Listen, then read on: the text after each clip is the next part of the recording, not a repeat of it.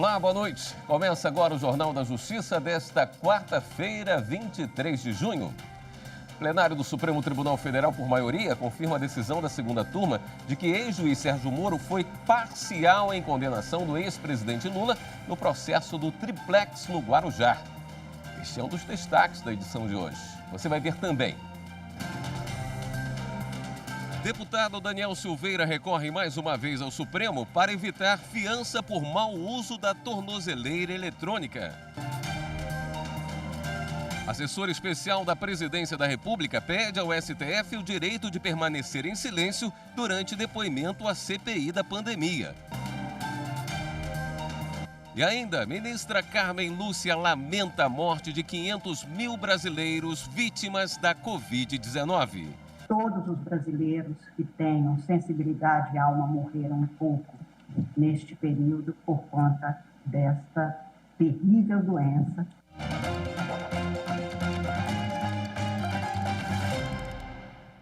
A maioria do Supremo Tribunal Federal reconhece decisão que declarou o ex-juiz Sérgio Moro parcial ao condenar o ex-presidente Lula no caso do triplex do Guarujá, em São Paulo.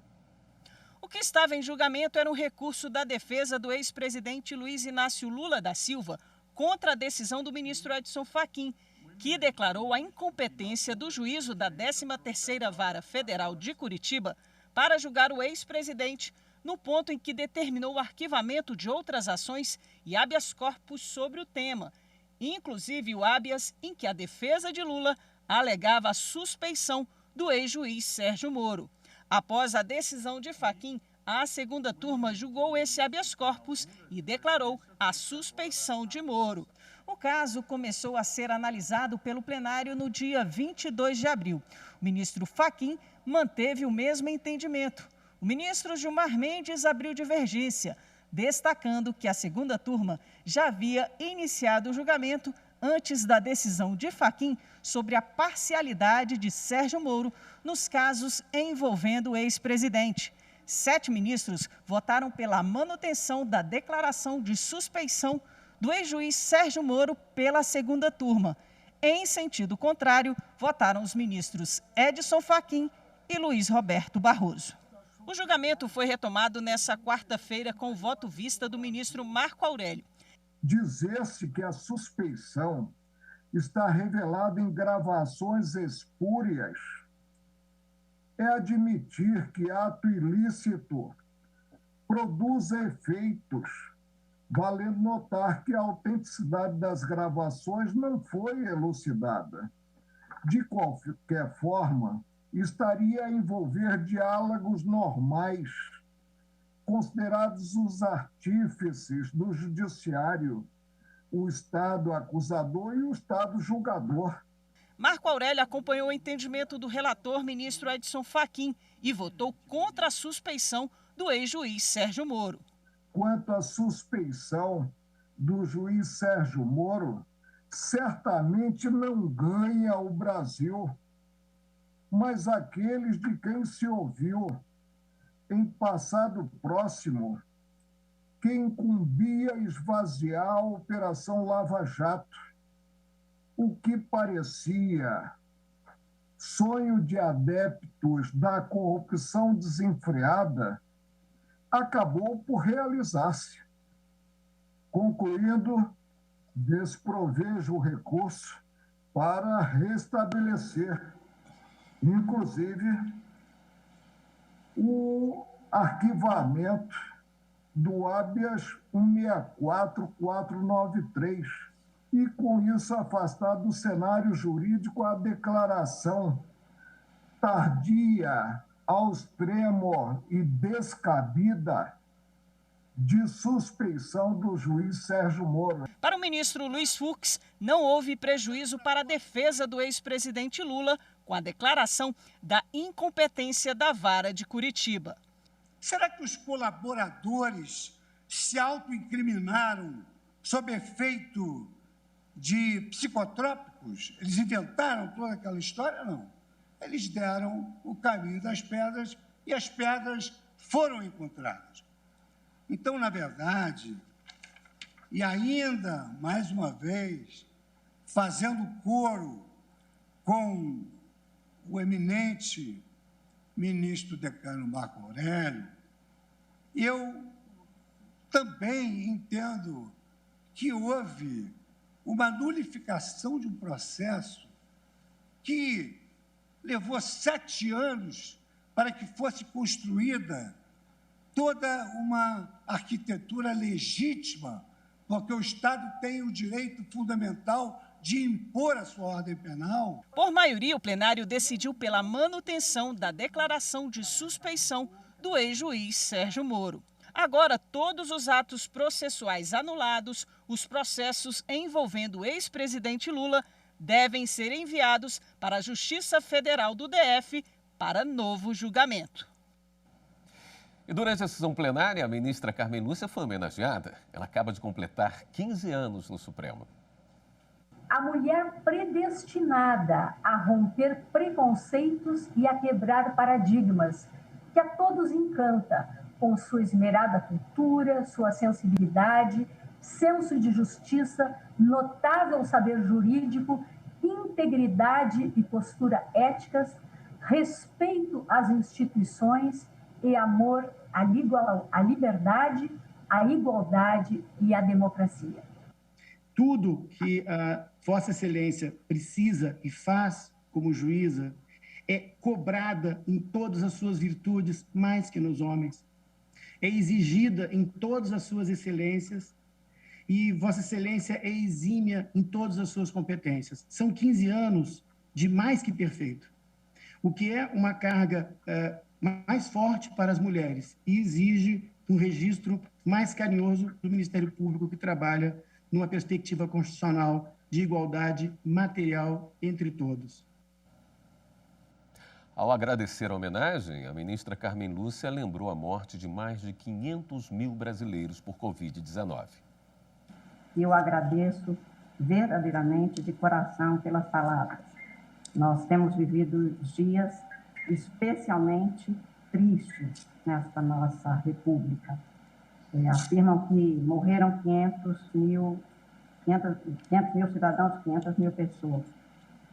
Não. Todos os brasileiros que tenham sensibilidade e alma morreram um pouco neste período por conta desta terrível doença na dimensão que se tornou. Acho que todos nós ficamos um tanto órfãos. Não há palavra para aquele que perde um filho tamanha dor. O Brasil não tem sido uma mãe gentil, embora eu não saiba o que é a correspondência daquele que perde um pai, que é o órfão. Nós somos uma sociedade hoje órfãos pelos filhos, órfãos pelos pais, pelas mães, por todos os amigos que fizeram essa passagem. E neste tempo de tamanha tristeza, o que nos resta é continuar trabalhando com afinco, dando cobro àquilo que é nossa obrigação constitucional, mas também acho a nossa obrigação humana de continuar atuando no nosso espaço próprio, porque em nome dos nossos mortos nós temos que celebrar e garantir os nossos vivos, aqueles que precisam do trabalho, que precisam da presença de cada um de nós. A defesa do deputado Daniel Silveira pediu mais uma vez ao Supremo a suspensão da fiança determinada pelo ministro Alexandre de Moraes por mau uso da tornozeleira eletrônica. É a segunda tentativa do parlamentar de evitar o pagamento, fixado em R$100 mil. O deputado Daniel Silveira, do PSL do Rio de Janeiro, cumpre prisão domiciliar desde março deste ano com uso de tornozeleira eletrônica. Ele foi preso em fevereiro por ordem do ministro Alexandre de Moraes, no inquérito que apura informações falsas e ofensas contra ministros do Supremo Tribunal Federal. A defesa do deputado Daniel Silveira aguarda a análise de 4 pedidos de habeas corpus. Enquanto isso não ocorre, quer a suspensão do pagamento de fiança, fixado em R$100 mil no dia 10 deste mês pelo ministro Alexandre de Moraes. A defesa já teve um recurso negado e apresentou um novo pedido nesta quarta-feira. Alegou que o parlamentar não tem condições financeiras para esse desembolso. O valor usado como base da fiança foi o salário do parlamentar, que passa de R$33 mil por mês, segundo o site da Câmara dos Deputados. Daniel Silveira diz que a remuneração média foi de R$21 mil nos últimos 5 meses. o que impede o levantamento do total da fiança, no prazo estipulado de 48 horas. A defesa ainda justificou que o parlamentar não oferece resistência ao uso da tornozeleira. Segundo o ministro Alexandre de Moraes, entre 5 de abril e 24 de maio, houve mais de 30 violações no uso da tornozeleira. Por esse motivo, além do inquérito que apura atos antidemocráticos, Daniel Silveira também responde por desobediência à decisão judicial. Hoje, o ministro determinou a imediata comunicação dos fatos ao presidente da Câmara dos Deputados para tomar as providências cabíveis. E o ministro Alexandre de Moraes também é o relator da ação em que o assessor especial da Presidência da República, Felipe Martins, pede que sua liberdade seja garantida ao ser ouvido na CPI da pandemia na condição de investigado. O assessor especial da presidência, Felipe Martins, é suspeito de fazer parte de um suposto ministério paralelo de aconselhamento ao presidente Jair Bolsonaro durante a pandemia. Na CPI, ele foi chamado inicialmente como testemunha. Nesta condição, ele tem que responder as perguntas e falar a verdade. Mas Felipe entrou com habeas corpus no Supremo, pedindo que seja ouvido como investigado e solicita que não seja obrigado a assinar o termo de compromisso de dizer a verdade, que possa ficar em silêncio em relação a qualquer elemento que deseje e não apenas a aspectos que poderiam incriminá-lo diretamente e que tenha assistência dos advogados durante o depoimento. O assessor da presidência pede ainda que não seja interrogado sobre denúncia de racismo. Felipe é investigado por um suposto gesto de supremacia branca durante uma audiência no Senado. No Rio Grande do Sul, o Ministério Público Federal acionou a Justiça para garantir prioridade para indígenas não aldeados na vacinação contra a Covid-19. A vacinação prioritária para indígenas que vivem fora das aldeias foi proibida pelo Ministério da Saúde sob o argumento que eles estão submetidos às mesmas condições sociais, ambientais e de acesso a serviços de saúde que as pessoas que vivem nas cidades. Na ação, o MPF ressalta que a proibição contraria estudos científicos e o princípio da igualdade dos povos indígenas e pede para que esse grupo não aldeado seja incluído imediatamente na lista de prioridades para a vacinação contra a Covid-19 para sanar essa discriminação. E no próximo bloco, o STJ decide que a indenização anistiado não pode ser calculada com base em pesquisa de mercado. Voltamos em instantes.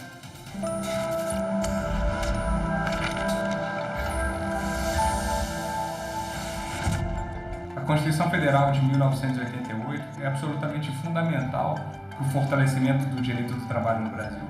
Não só porque ela amplia significativamente o conjunto de direitos dos trabalhadores em relação ao texto constitucional anterior, de 1967, mas também porque ela trata da matéria no capítulo dos direitos sociais, no título dos direitos e garantias fundamentais, o que evidencia o zelo do legislador constituinte no tratamento desse tema.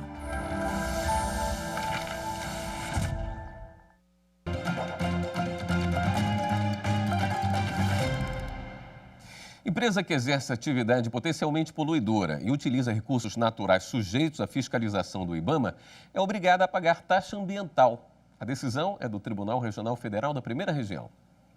O caso foi analisado pela 7ª turma do TRF1, que, por unanimidade, reformou sentença da primeira instância da Justiça Federal, que havia considerado ser ilegal o Instituto Brasileiro do Meio Ambiente e dos Recursos Naturais Renováveis, o IBAMA, cobrar a taxa de controle e fiscalização ambiental da empresa autora. Essa cobrança é feita pelo órgão fiscalizador à matriz e filiais de empresas que comercializam gás liquefeito de petróleo, o GLP, ou gás de cozinha. Na decisão, o relator, juiz federal convocado Glaucio Maciel, explicou que existem no processo provas de que a matriz e todas as 6 filiadas processadas pelo IBAMA comercializam GLP. Dessa forma, o pagamento da taxa pela matriz ou por uma de suas filiais não libera os demais estabelecimentos da obrigação, um entendimento que já foi reconhecido pelo tribunal em outros julgamentos. Para a definição dos valores a serem pagos, são adotados critérios como quantidade, grau de poluição e porte da pessoa jurídica, calculado com base na receita bruta da empresa como um todo, matriz e filiais. A STJ entende que a indenização de anistiado deve ser calculada com base na remuneração do cargo atual e não em pesquisa de mercado. A primeira sessão do Superior Tribunal de Justiça concedeu o mandado de segurança para determinar que a reparação mensal de um anistiado político, que ocupava o cargo de fiscal do extinto Instituto de Aposentadorias e Pensões dos Comerciários, seja calculada com base na remuneração do cargo de auditor da Receita Federal e não com base em pesquisa de mercado, como havia sido previsto pelo Ministério da Justiça. Segundo a sessão, a pesquisa de mercado só deve ser utilizada de forma supletiva, apenas quando não existirem outros meios de estipular o valor da indenização. De acordo com o processo, o vínculo do servidor com o Instituto de Aposentadoria foi rompido em 1969 por motivação exclusivamente política, o que levou a Comissão de Anistia a reconhecer a condição de anistiado. Posteriormente, o ministro da Justiça acolheu a posição da comissão, mas estabeleceu reparação mensal e permanente com base exclusivamente em pesquisa de mercado. Porém, de acordo com o anistiado, se não tivesse sido perseguido pela ditadura militar, não teria abandonado o cargo público e atualmente estaria aposentado como auditor da Receita Federal. No STJ, a ministra Suzete Magalhães, relatora do mandado de segurança, afirmou que o ato das disposições constitucionais transitórias garante para esses casos indenização correspondente ao cargo que teriam caso estivessem na ativa, com as devidas promoções funcionais. A relatora explicou ainda que a fixação do valor da indenização com base em informações de institutos de pesquisa de mercado deve ser supletiva, restrita a situações em que não há, por outros meios, como estipular o valor da prestação mensal, o que não é o caso. O Tribunal Superior do Trabalho negou o pagamento do adicional de risco portuário a um ajudante de operações do terminal da Vale no Porto de Vitória. A matéria está pacificada pelo TST. Segundo a jurisprudência do TST, o adicional de risco é devido apenas aos portuários que trabalham em portos organizados e não se estende aos trabalhadores que operam em terminais privados. Mas o Tribunal Regional do Trabalho da 17ª Região condenou a empresa ao pagamento da parcela de 40% sobre o salário-hora. Segundo o TRT, o objetivo da norma seria a proteção e a compensação para o trabalho sob dadas condições de risco, e diante de condições de trabalho idênticas, não é possível assegurar-se determinada proteção legal a alguns e denegá-la a outros. O relator do recurso de revista da Vale na segunda turma, ministro José Roberto Pimenta, afirmou que o tema está pacificado na orientação jurisprudencial 402, da seção 1 de dissídios individuais do TST. O texto estabelece que o adicional seja concedido somente aos portuários que trabalham em portos organizados, não podendo ser estendido aos que operam em terminal privativo, entre os quais se incluem os portos privados de uso misto. Em 2010, o TST firmou o entendimento de que, com a Lei 8.630 de 1993, as companhias docas passaram a gerenciar as atividades portuárias e, por isso, não estavam mais sujeitas ao risco das operações portuárias. Assim, deixaram de receber o adicional de 40%. A decisão foi unânime. O Tribunal Superior Eleitoral determinou em caráter liminar que Mário Roberto Filho deve assumir o cargo de prefeito do município gaúcho de Santa Bárbara do Sul. Ele foi eleito em 2020, mas teve o registro negado. O plenário devolveu o caso para o Tribunal Regional Eleitoral do Rio Grande do Sul para que alguns pontos importantes sejam analisados. Sendo questões de fato e o tribunal não tendo tratado em uma única linha deles, tanto no acórdão como nos embargos de declaração, eu penso que é impossível, no meu modo de ver e com a devida vênia, superar essa questão. Por outro lado, compreendo a angústia de manter fora do cargo quem ganhou a eleição no pleito majoritário, o que é simplesmente resolvido porque o ministro Fachin, em 17/12, negou uma cautelar para o retorno do recorrente ao cargo. Então, em complemento ao voto, eu já aqui consulto os colegas se não é o caso de, ao darmos provimentos, para aqueles que entendem dessa forma, ao dar provimento ao agravo nessa linha de entender violado o 1022, já automaticamente deferir a cautelar que está no bojo desse recurso. De modo que eu peço vênia a Vossa Excelência e ao ministro Fachin para manter a divergência que entendeu violado o 1022 com esse acréscimo no sentido de deferir a cautelar que havia sido negada em 17/2. E a seguir, CNJ promove debate entre conselheiros e mães que perderam filhos vítimas de crimes e atos infracionais. A gente mostra já já.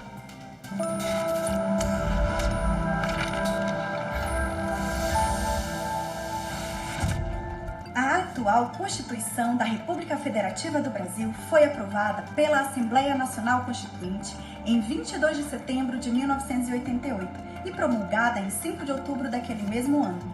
Essa Carta Magna, Suprema Lei Brasileira, constitui um marco histórico, possuindo grande identificação com a nova República, etapa da história do Brasil no pós-1985 até os dias atuais.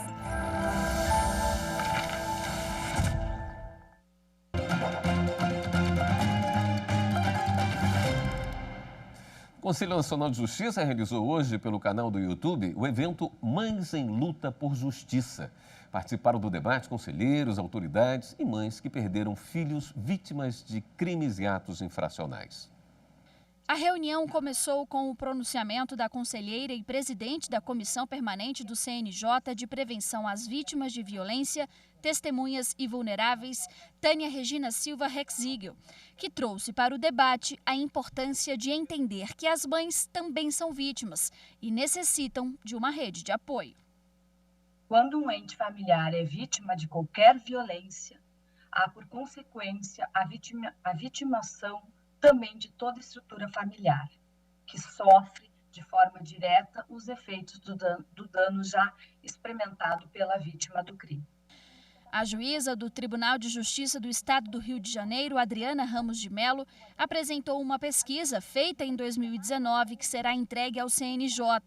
O estudo foi feito após o acompanhamento de 3 mães que tiveram os filhos desaparecidos entre 2000 e 2003.